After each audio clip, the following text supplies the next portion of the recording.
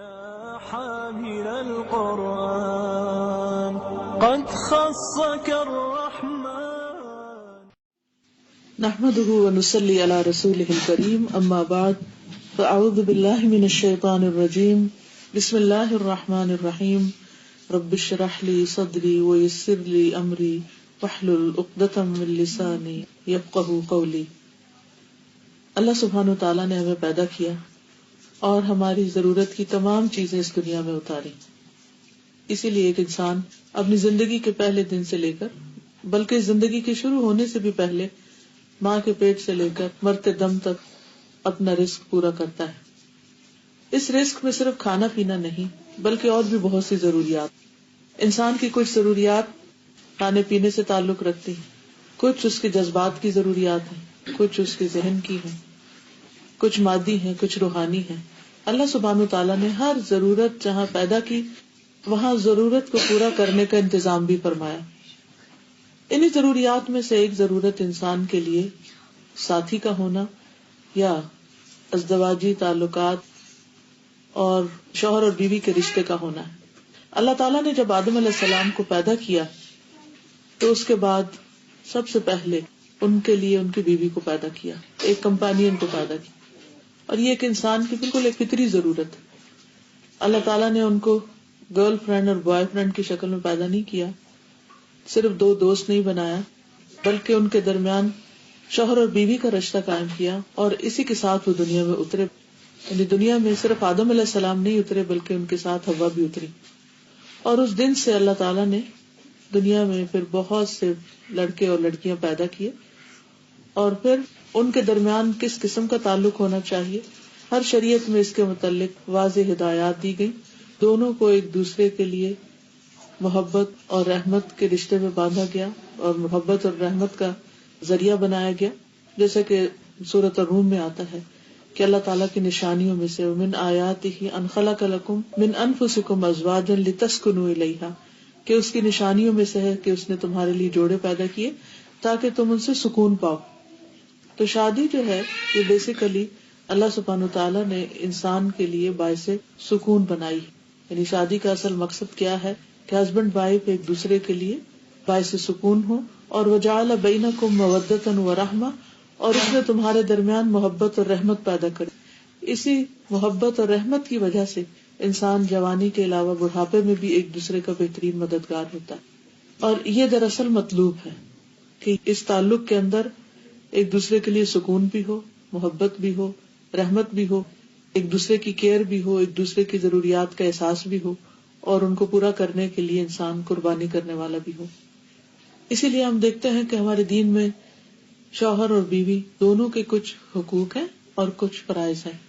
ایک کا فرض دوسرے کا حق ہوتا ہے اور دوسرے کا فرض پہلے کا حق ہوتا ہے، اور جب تک دونوں ایک دوسرے کے حقوق نہ دیں اور اپنے فرائض پورے نہ کریں اس وقت تک یہ محبت اور رحمت اور سکون اور یہ تمام چیزیں پھر ناپید ہونے لگتی، جس کی وجہ سے بہت سے لوگ شادی کی اصل روح کو نہیں سمجھتے، اور وہ سمجھتے کہ صرف ہمیں سکون چاہیے، یا صرف ہمیں محبت چاہیے، ہمیں دوسرے کی رحمت یا مرضی چاہیے، جبکہ اللہ تعالیٰ نے جعل بینکم، تمہارے درمیان اس کو رکھا، نہیں دو طرفہ تعلق ہے یہ، اور جب ایک کے اندر اس میں سے کوئی کمی آتی تو دوسرے کی طرف سے بھی بعض اوقات کمی آنے لگتی ہے، اور بعض اوقات وہ کمی آتے آتے بالکل سیچوریشن پوائنٹ پر رشتے پہنچ جاتے ہیں اور تعلق ختم ہو جاتے ہیں۔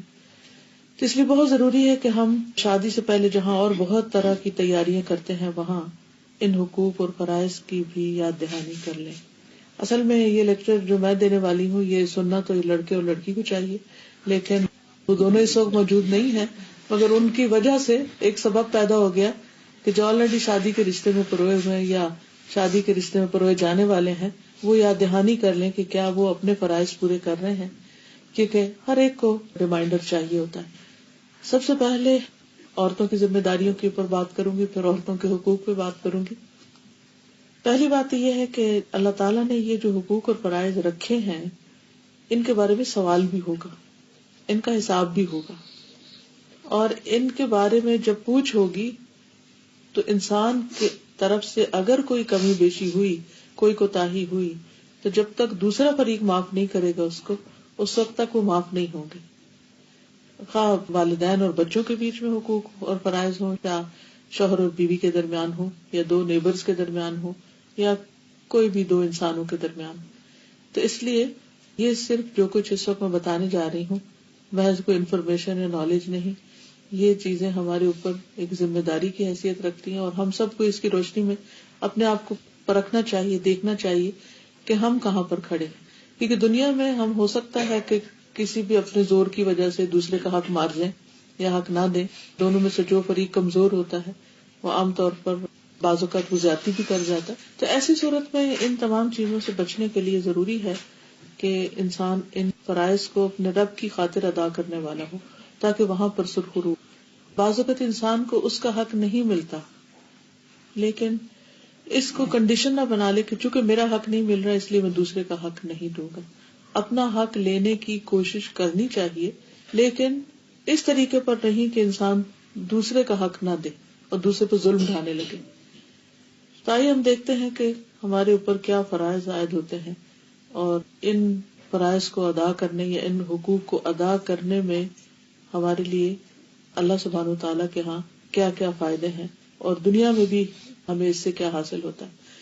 سب سے پہلی بات یہ ہے کہ شوہر کا حق ادا کرنا ایمان کی حلاوت کا باعث ہے، یعنی یہ ایمان کا ایک حصہ ہے، اس سے ایمان کی مٹھاس حاصل ہوتی. اگر کوئی عورت بہت عبادت گزار ہے، رات بھر تہجد پڑھتی ہے اور دن بھر روزہ رکھتی، لیکن شوہر کا حق ادا نہیں کرتی، تو ایمان کی حلاوت نہیں پا سکتی. معاذ بن جبل سے روایت ہے کہ اللہ کے نبی صلی اللہ علیہ وسلم نے فرمایا، عورت اس وقت تک ایمان کی حلاوت نہیں پا سکتی، حلاوت میں مٹھاس، سویٹنس، جب تک اپنے شوہر کا حق ادا نہیں کرتی. اس لیے اس کو معمولی چیز نہیں سمجھنا چاہیے کہ ہماری مرضی ہے تو ہم حق ادا کریں گے، نہیں ہے تو نہیں. اگر حق ادا نہ کیا تو یہ دراصل ایمان میں کمی کی علامت ہے، یا اس سے ایمان میں کمی آنے کا اندیشہ ہے. عبداللہ ابن عمرو ابن عاص کہتے ہیں کہ رسول اللہ صلی اللہ علیہ وسلم نے فرمایا، اے عبداللہ، مجھے بتایا گیا ہے کہ تم دن کو مسلسل روزے رکھتے ہو اور رات کو مسلسل قیام کرتے ہو. میں نے عرض کیا، ہاں اے اللہ کے رسول، میں ایسا ہی کرتا ہوں. آپ نے فرمایا، ایسا نہ کرو، روزہ رکھو بھی اور رات کو بھی قیام بھی کرو اور آرام بھی کرو، اور کبھی روزہ نہ بھی رکھو، کیونکہ تیرے جسم کا بھی تجھ پر حق ہے، تیری آنکھوں کا بھی تجھ پہ حق ہے، اور تیری بیوی کا بھی تجھ پر حق ہے. یعنی جہاں ایک طرف عورت کو بتایا گیا کہ اس کا ایمان اس وقت تک مکمل نہیں ہوتا جب تک کہ شوہر کا حق نہ دے، دوسری طرف مرد کو بھی یہ بتایا گیا کہ جب تک بیوی کا حق ادا نہ ہو اس وقت تک اس کے بھی عمل میں کمی رہ جائے گی، کیونکہ خالی روزے اور رات کی عبادت کو ایک اچھا مسلمان ہونے کے لیے کافی قرار نہیں دیا گیا. آپ نے نہیں فرمایا اچھا تم تو بہت اچھا کر رہے ہو اور ایسے ہی کرتے چلے جاؤ. آپ کو سمجھ آ گئی کہ جو شخص روز روزہ رکھنے والا اور رات بھر وہ اللہ کی عبادت کرنے والا ہو، وہ لازماً حقوق العباد سے غافل ہوگا. پھر اسی طرح دونوں کا ایک دوسرے پر یہ بھی حق ہے کہ وہ ایک دوسرے کے راز فاش نہ کریں، ایک دوسرے کی باتیں یا سیکرٹ جو آپس کے ہیں وہ کسی تیسرے تک نہ جانے دیں.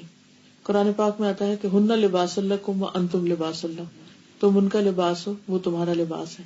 یعنی ایک دوسرے کو ڈھانکنے والے، ایک دوسرے سے قریب ترین رشتے والے. اب جسم اور لباس کے بیچ میں کوئی تیسری چیز نہیں ہوتی. اسی طرح ہسبینڈ وائف کے ریلیشن شپ میں کوئی تیسرا نہیں ہونا چاہیے، خواہ وہ ماں باپ ہی کیوں نہ ہو. کہ چھوٹی چھوٹی باتیں ان سے نہیں شیئر کرنی چاہیے، اور خاص طور پر جو پرائیویٹ لائف کے واقعات ہوتے ہیں یا جو ہسبینڈ وائف کے کلوز ریلیشن شپ کے چیزیں ہوتی ہیں، وہ تیسرے شخص تک، چاہے فرینڈز ہوں یا بہنیں ہوں یا ماں باپ ہوں، کسی تک نہیں جانی چاہیے.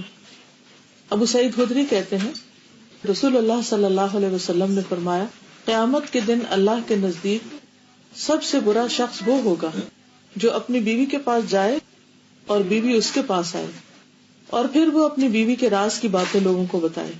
یعنی بالکل جو پرائیویٹ ریلیشن شپ ہے اس کو لوگوں میں بیٹھ کے، مجلسوں میں بیٹھ کے یا اپنے فرینڈز میں بیٹھ کر ڈسکس کرے. ایسا شخص جو ہے قیامت کے دن اللہ سبحانہ وتعالیٰ کے نزدیک سب سے بدترین شخص ہوگا. پھر اسی طرح یہ کہ زندگی کے جتنے بھی بوجھ ہیں، جو بھی ذمہ داریاں ہیں، دونوں کو مل کر اٹھانی چاہیے. یہ نہیں کہ شوہر سارے کا سارا کام بیوی پہ ڈال دے کہ کماؤ بھی خود اور پکاؤ بھی خود اور لاؤ بھی خود اور سب کچھ خود کرو، اور بچوں کی تربیت بھی سارا تمہارا ہی ذمہ ہے.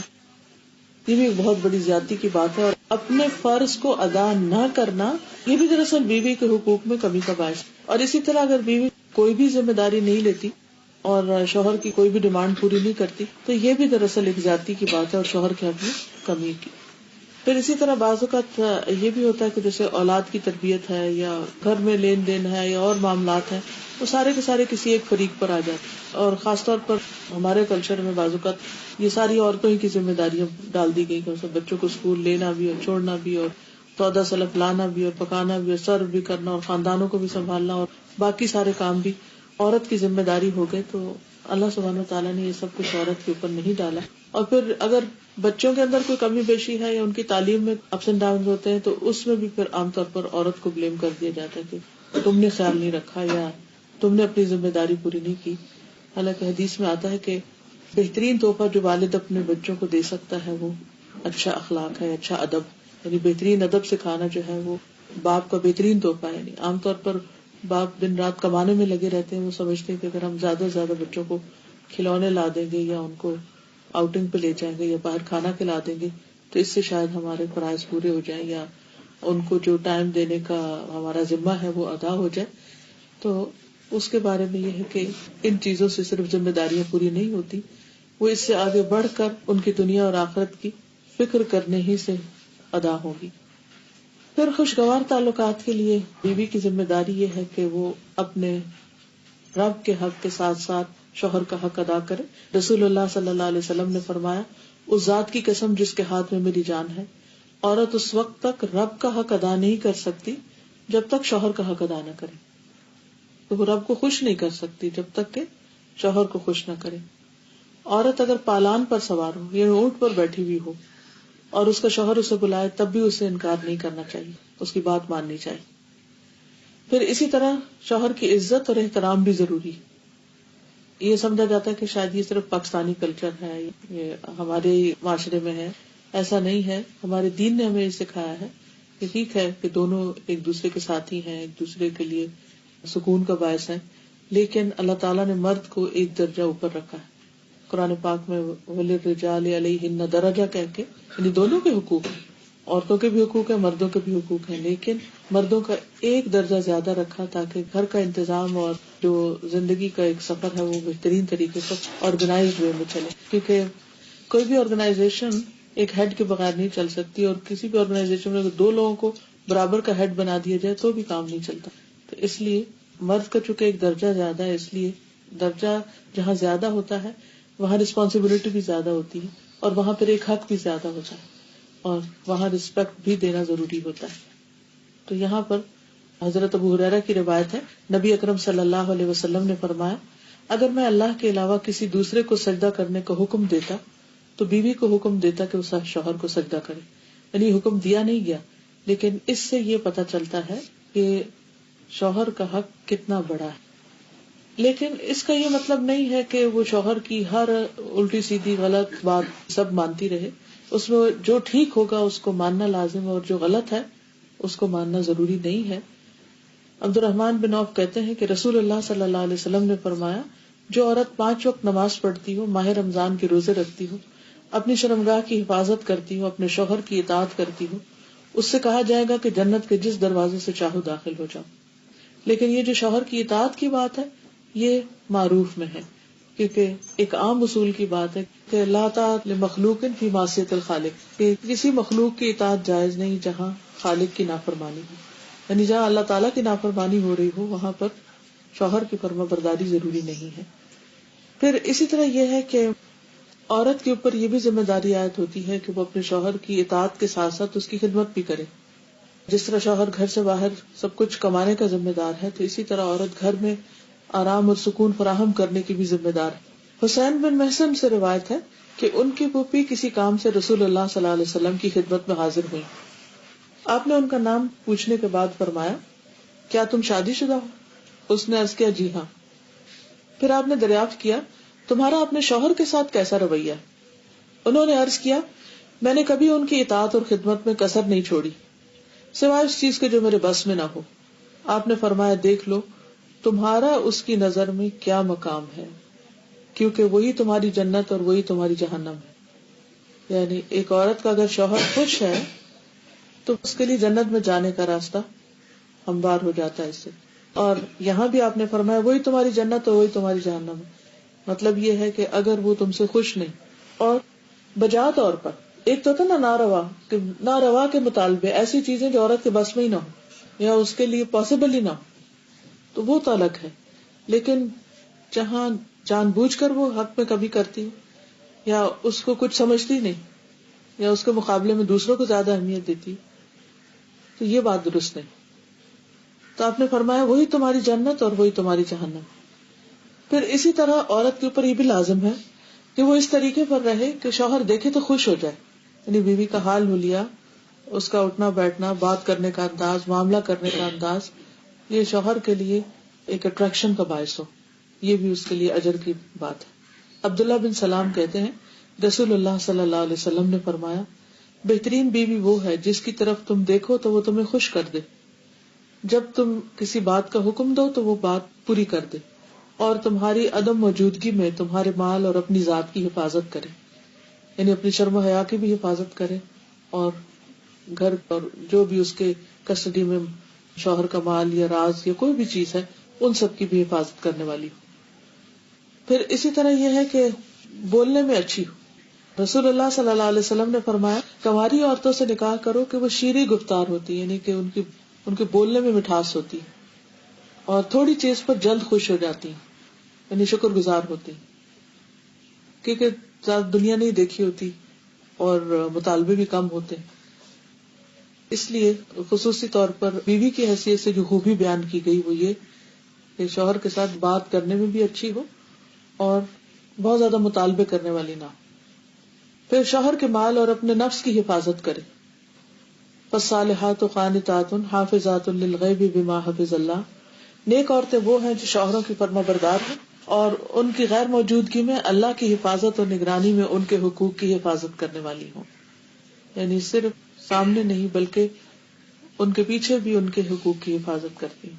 یعنی شوہر کو چیٹ کرنے والی نہ ہو، دھوکہ دینے والی نہ ہو. یہ نہ ہو کہ شادی کہیں ہو اور غیر مردوں کے ساتھ تعلقات ہوں ویسے جیسے شوہر کے ساتھ ہوتے ہیں، یا کسی بھی قسم کی نگاہوں کی خیانت یا دل کی خیانت. تو ان چیزوں سے بھی بچنا چاہیے، چاہے کوئی انسان نہ بھی جانتا ہو، لیکن اللہ سبحانہ تعالیٰ کی نظر سے کوئی بھی نہیں چھپ سکتا. پھر اسی طرح یہ ہے کہ شوہر کو راضی کرنا ضروری ہے. رسول اللہ صلی اللہ علیہ وسلم نے اس بارے میں خاص طور پر عورت کو وارن کیا ہے. فرمایا کہ اس ذات کی قسم جس کے ہاتھ میں میری جان ہے، جب کوئی شخص اپنی بیوی کو بستر پر بلائے اور بیوی انکار کر دے تو وہ ذات جو آسمانوں میں ہے وہ ناراض رہتی حتیٰ کہ اس کا شوہر اس سے راضی ہو جائے.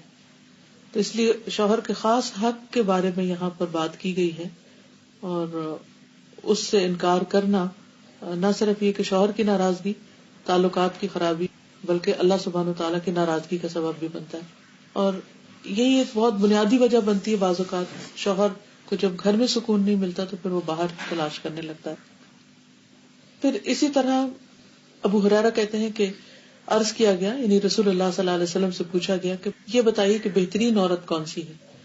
آپ نے فرمایا جب اس کا شوہر اس کی طرف دیکھے تو اس کو خوش کر دے، جب کسی بات کا حکم دے تو اس کی بات مان لے، اور بات ماننے میں پھر وہی اصول رہے گا کہ کوئی غلط کام کرنے کا حکم نہ ہو. نیز عورت کی جان اور مال کے معاملے میں شوہر جس چیز کو ناپسند کرتا ہو اس میں اس کی مخالفت نہ کرے. یعنی اگر شوہر کو کسی خاص قسم کا لباس پسند ہے تو ایز لانگ ایز وہ شریعت کی حد کے اندر ہے تو عورت کو وہ پہننا چاہیے. اگر کہیں جانے کی بات ہے یا گھر کو کسی خاص انداز میں رکھنے یا کوئی شادی شدہ زندگی میں بہت سارے معاملات باہم ایک دوسرے کے ساتھ مل کے کیے جا رہے ہوتے ہیں، تو ایسی تمام چیزوں میں شوہر کے ساتھ تعاون اور اس کی مدد اور اس کو خوش کرنا جو ہے وہ لازم ہے. پھر اسی طرح ایک اور روایت میں آتا ہے کہ دو قسم کے لوگ ایسے ہیں کہ ان کی نمازیں ان کے سروں سے اوپر نہیں اٹھتی. وہ غلام جو اپنے مالکوں سے بھاگ جائے یہاں تک کہ واپس آ جائے، اور وہ عورت جس نے اپنے شوہر کی نافرمانی کی ہو یہاں تک کہ رجوع کر لے. یعنی اگر کسی جائز بات میں خواہ میں ضد لگائی ہوئی ہے اور نہیں بات مان رہی ہو، اس وقت تک اگر وہ شادی کے رشتے میں ہے تو پھر نمازیں بھی اور عبادت بھی رزق پر ہے. یعنی اللہ تعالیٰ اپنا حق بھی اس وقت تک قبول نہیں کرتے جب تک وہ بندوں کا حق ادا نہ کرے.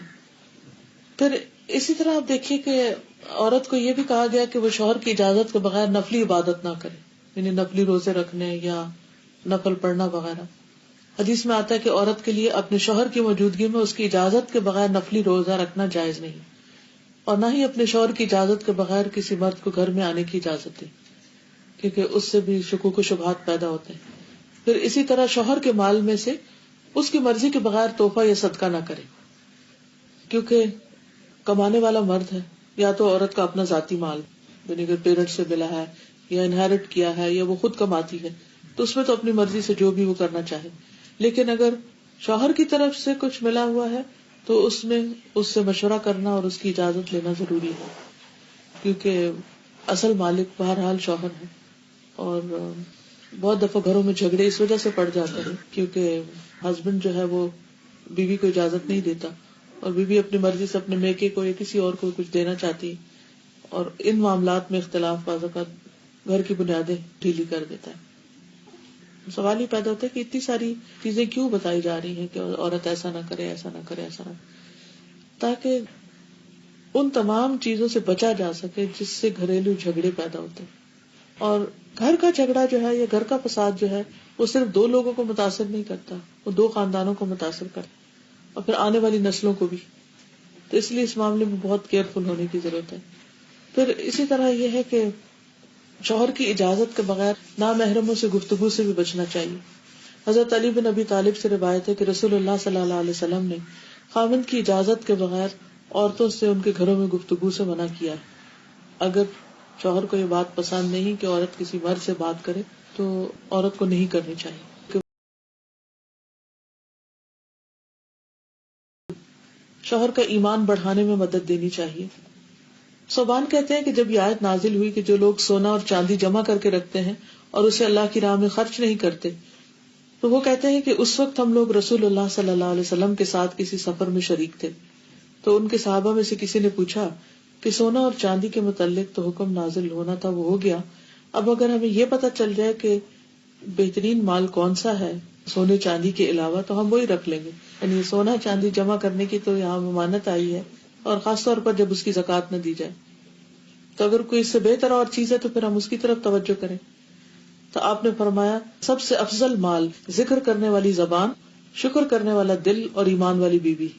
یہ سونے چاندی سے بھی بہتر چیز ہے جو اس کے ایمان پر مدد کرنے والی، یعنی اس کو نیکی کی طرف ہمت بندھانے والی. بعض اوقات خواتین کہتی ہیں کہ یہ تو مردوں کی ذمہ داری ہے کہ وہ ہمیں سیدھے رستے پہ رکھیں، نہ کہ ہماری ذمہ داری کہ ہم انہیں رکھیں اور ہم انہیں سپورٹ کریں. تو اس سے یہ پتہ چلتا ہے کہ اگر کوئی عورت ایسا کرتی ہے کہ وہ اپنے شوہر کی ہدایت کا ذریعہ بنتی ہے تو اس کی قدر و قیمت سونے چاندی سے بھی زیادہ ہے. پھر اسی طرح یہ ہے کہ جیسے اس میں آتا ہے کہ عبید کہتے ہیں کہ میں نے حضرت عائشہ سے عرض کیا آپ نے رسول اللہ صلی اللہ علیہ وسلم کی جو سب سے عجیب بات دیکھی ہے وہ بتائیے. تو وہ کچھ دیر خاموش تھے. پھر فرمایا کہ رسول اللہ صلی اللہ علیہ وسلم نے ایک رات فرمایا عائشہ مجھے چھوڑ دو، آج کی رات میں اپنے رب کی عبادت کروں. اب آپ دیکھیے آپ چاہتے تو خود ہی کر لیتے، لیکن حضرت عائشہ سے ایک طرح سے اجازت لے رہے ہیں کیونکہ یہ ان کا حق تھا کہ ان کے پاس رہیں. میں نے کہا مجھے آپ کے پاس رہنا بھی پسند ہے اور آپ کی خوشی بھی پسند ہے. چنانچہ آپ اٹھے اور وضو کیا، نماز پڑھنے کھڑے ہو گئے. حضرت عائشہ کہتی ہیں کہ آپ نے مسلسل رونا شروع کیا یہاں تک کہ آپ کی گود تر ہو گئی، یعنی آنسو سے. کہتے ہیں کہ آپ نماز میں بیٹھے روتے رہے، آپ کی داڑھی تر ہو گئی. پھر آپ برابر روتے رہے یہاں تک کہ زمین بھی تر ہو گئی. یعنی جب بیٹھ کے روئے تو گود تر ہو گئی، جب زمین پہ سجدے میں روئے تو زمین تر ہو گئی. اتنے میں بلال رضی اللہ عنہ آپ کو فجر کی نماز کے لیے بلانے آ گئے. تو انہوں نے جب آپ کو روتے ہوئے دیکھا تو عرض کیا اللہ کے رسول آپ روتے ہیں، اللہ نے تو آپ کے اگلے پچھلے سارے گناہ معاف کر دیے. تو آپ نے فرمایا کیا میں اللہ کا شکر گزار بندہ نہ بنوں؟ یعنی یہ شکر کے آنسو تھے. آج رات مجھ پر ایک ایسی آیت نازل ہوئی ہے، تباہی ہے اس کے لیے جو اسے پڑھے اور اس پر غور و فکر نہ کرے. اور وہ ان فی خلق السماوات والارض واختلاف اللیل والنہار، سورۃ آل عمران کی آخری آیات. پھر اسی طرح یہ ہے کہ مشکل حالات میں شوہر کا ساتھ دے، اور اس میں حضرت اسما کی مثال ملتی ہے کہ وہ کس طرح حضرت زبیر کے ساتھ ان کے کھیتوں پر کام کرواتی تھی. وہ کہتی ہے کہ حضرت زبیر کا ایک گھوڑا تھا اور میں اس کی دیکھ بھال کرتی تھی، اور میرے لیے گھوڑے کی دیکھ بھال سے زیادہ سخت کام کوئی نہیں تھا. اور اس طرح ان کے اونٹ کے لیے گٹلیاں کوٹتی، اس کا چارہ بناتی، اونٹ کو پانی پلاتی. اور آپ کو پتا ہے کہ اونٹ جو ہے وہ بہت زیادہ پانی پیتا ہے، اور وہ پانی پلانے کے لیے ظاہر کہیں سے نکال کے اس کے سامنے رکھتی ہوگی. ان کے ڈول کو سیتی. پھر نبی صلی اللہ علیہ وسلم نے اس کے کچھ ہی عرصے کے بعد میرے پاس ایک خادم بھیج دیا. وہ گھوڑے کی دیکھ بھال سے میں بری ذمہ ہو گئی، تو مجھے ایسا لگا جیسے انہوں نے مجھے آزاد کر دیا، یعنی اتنا بڑا کام مجھ سے. اس سے پتہ چلتا ہے کہ خواتین نے گھر سے باہر بھی کام کیے ہیں حسب ضرورت، اور جب سہولت میسر آئی تو چھوڑ بھی دیے. پھر اسی طرح وہ حضرت زبیر کے کھیت میں بھی کام کرتی تھی، کھجور کی گٹلیاں سر پہ لاد کے لاتی تھی. اور وہ کہتے ہیں کہ وہ زمین میرے گھر سے 3 فرسخ 9 میل دور تھی، اور یہ سارا فاصلہ وہ پیدل طے کرتی تھی. اس سے اندازہ کریں کہ کس قدر ہارڈ ورک تھا. پھر اسی طرح بد اخلاقی اور بد زبانی سے دور ہے. اب یہ جو بد زبانی ہے یہ عام طور پر بہت سے کام خراب کرتی ہے. انسان کی زبان ہی ہوتی ہے جو اس کو عزت دیتی ہے، اور زبان ہی ہوتی ہے جو اس کو ذلیل کر دیتی ہے. اگر ایک زبان انسان کنٹرول کر لے تو اللہ تعالیٰ اور بندوں دونوں کے سامنے انسان سرخرو ہو جاتا ہے. رسول اللہ صلی اللہ علیہ وسلم نے فرمایا 3 قسم کے آدمی دعا تو کرتے ہیں لیکن ان کی دعا قبول نہیں ہوتی. ان میں سے ایک وہ آدمی جس کی بیوی بد اخلاق ہو اور پھر وہ اسے طلاق نہ دے. یعنی یہاں تک حکم ہے کہ ایسی عورت جو بدتمیز ہو، بد اخلاق ہو، بد زبان ہو، وہ اس لائق نہیں کہ پھر وہ کسی ایسے شوہر کی بیوی بن کر رہے کہ جو خود ایسا نہ ہو. یہ بد زبانی جو ہے یہ صرف دنیا کو جہنم نہیں بنا دیتی بلکہ اس کی آخرت کے لیے بھی بہت سخت نقصان دہ. یہاں تک آتا ہے کہ بعض اوقات انسان زبان سے ایک ایسا کلمہ نکالتا ہے کہ جس کی وہ پرواہ نہیں کرتا کہ اس نے کتنی بڑی بات کہہ دی، تو اس کی وجہ سے وہ جہنم کی اتھاہ گہرائی میں جا پڑتا ہے. اس لیے انسان سوچ سمجھ کر بات کرے. پھر اسی طرح یہ ہے کہ بد دعائیں نہیں دینی چاہیے، نہ اپنے آپ کو، نہ بچوں کو، نہ شوہر کو، اور نہ کسی اور کو. کیونکہ اگر کوئی دوسرا بد دعا کا مستحق نہ ہوا تو وہ بد دعا واپس پلٹے گی، جس نے دی ہے اسی کو آ کے لگے گی. رسول اللہ صلی اللہ علیہ وسلم نے فرمایا بد دعا نہ دیا کرو، نہ اپنے اوپر، نہ اپنی اولاد پر، نہ خادموں پر، نہ مالوں پر. کہیں ایسا نہ ہو کہ وہ قبولیت کی گھڑی ہو کہ جس میں اللہ تعالیٰ سے مانگا جائے تو وہ دعا قبول ہو جائے اور پھر انسان خود ہی پچھتائے. پھر اسی طرح ایک اچھے شوہر کے اندر کیا خوبیاں ہونی چاہیے اس کے بارے میں بھی ہمیں کچھ رہنمائی ملتی ہے. حسن بصری کہتے ہیں کہ اللہ کے نزدیک پسندیدہ بندے وہ ہیں جو اپنے اہل و عیال کو سب سے زیادہ فائدہ دینے والے. یعنی کہ اچھا شوہر کون ہے؟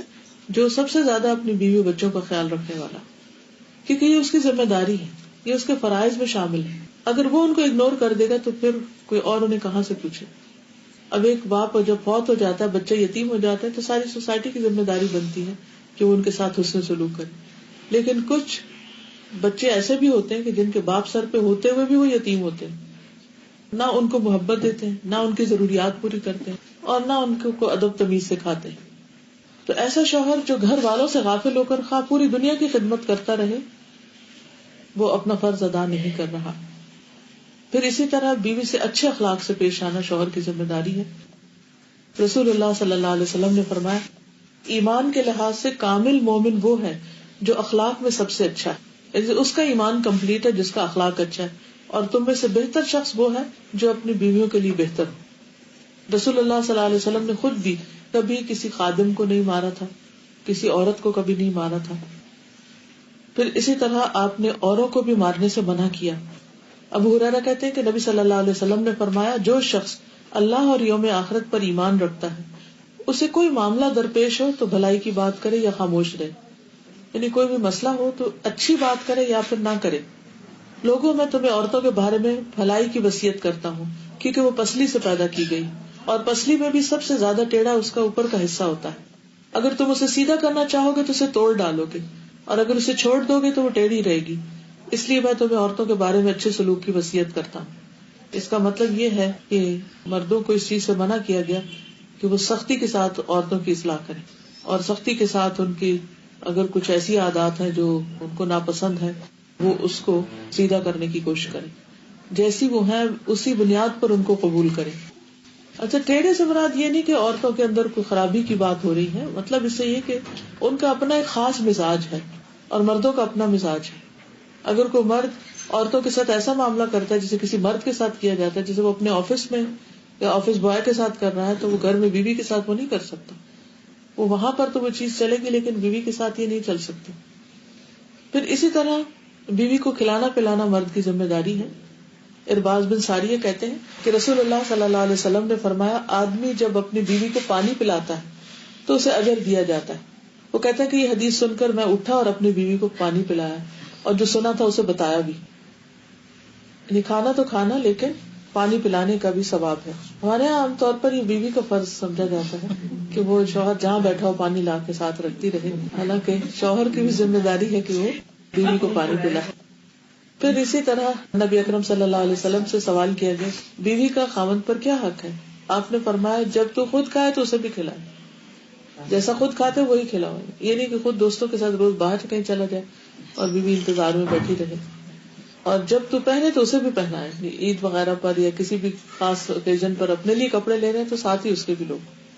اور اگر کبھی الگ کرنے کی ضرورت پیش ہے تو اپنے گھر کے علاوہ کسی دوسری جگہ الگ نہ کرے. تو یہ جو ہمارے عام ٹرینڈ پایا جاتا ہے کہ کک آؤٹ کر دیتے ہیں گھر سے, تو اس کی اجازت نہیں ہے. ناراضگی ہو گھر کے اندر ہی ہو. پھر اسی طرح سب سے بہترین صدقہ یہ بتایا گیا کہ آدمی اپنے گھر والوں پر خرچ کرے. ابو ہریرہ کہتے ہیں کہ رسول اللہ صلی اللہ علیہ وسلم نے فرمایا اگر 1 دینار تم نے اللہ کی راہ میں خرچ کیا اور ایک غلام کو آزاد کرانے میں خرچ کیا, ایک مسکین پہ کیا اور ایک اہل و عیال پہ کیا تو اجر کے لحاظ سے سب سے زیادہ اس دینار کا ثواب ہوگا جو تم نے اپنے گھر والوں پہ خرچ کیا.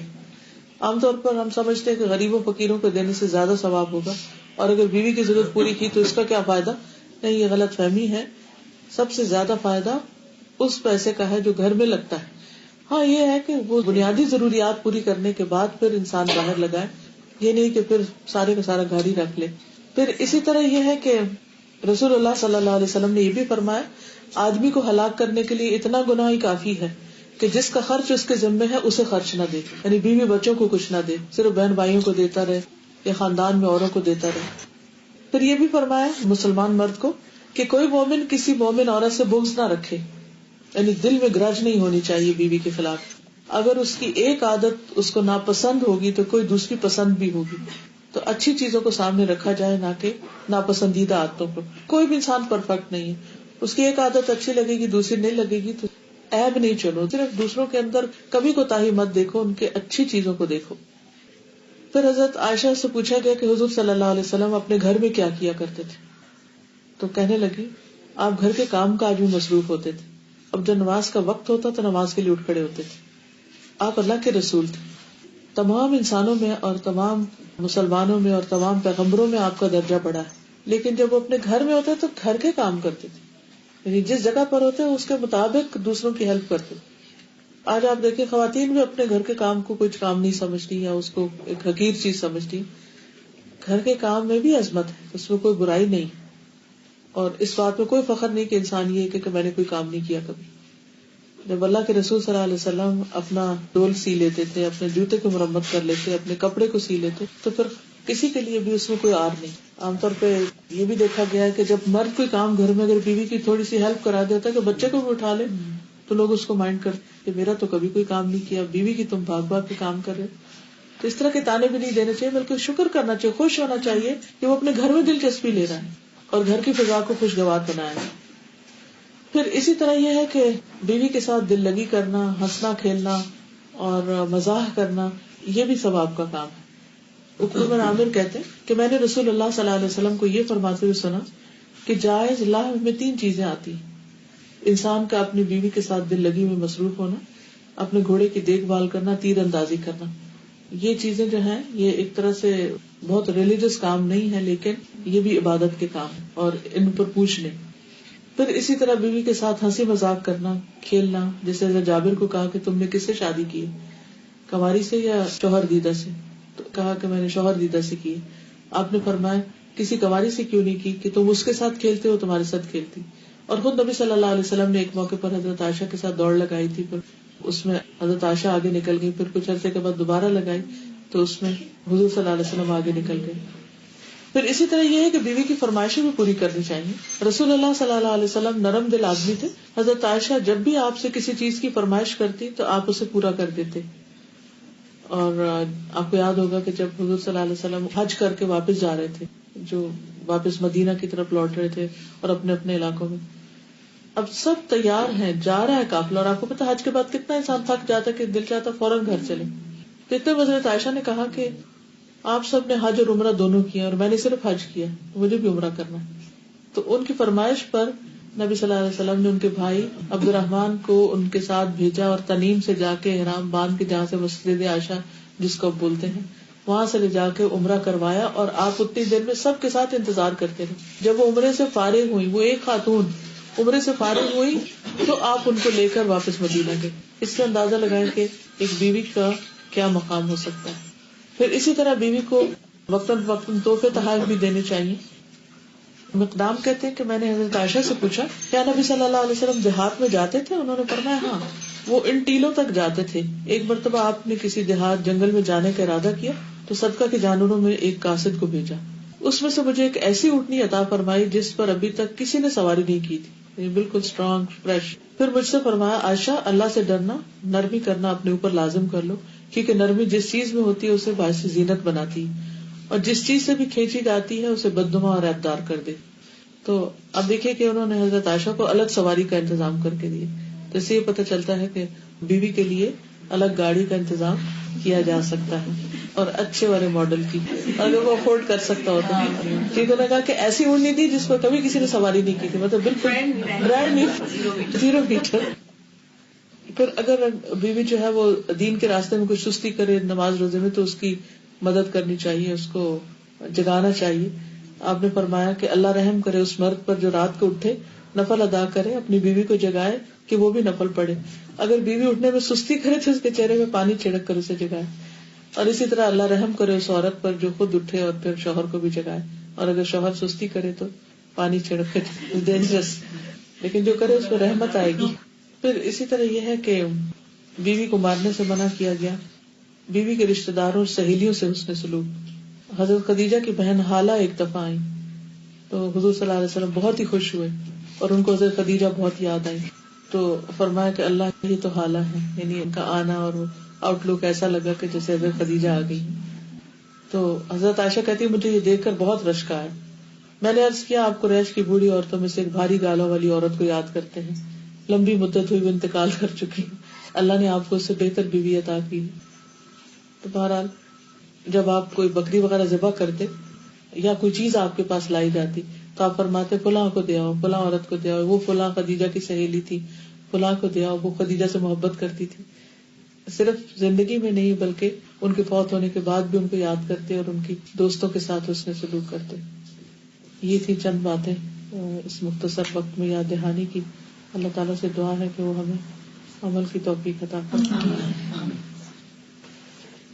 سبحان اللہ والحمد للہ ولا الہ الا اللہ واللہ اکبر ولا حول ولا قوة الا باللہ العلی العظیم.